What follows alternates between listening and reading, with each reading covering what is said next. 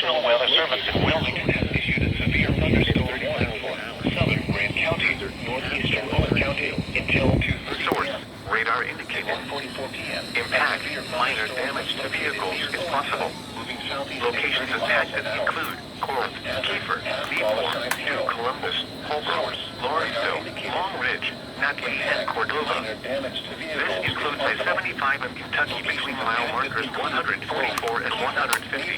New Columbus, Holbrook, Lawrenceville, Long Ridge, Nutley, and Cordova. This includes I-75 in Kentucky between mile markers 144 and 150. Storms will develop to the west of the region later today and track south again through the region this year. Damaging winds, large hail, heavy rainfall, and isolated tornadoes are possible as the storms cross.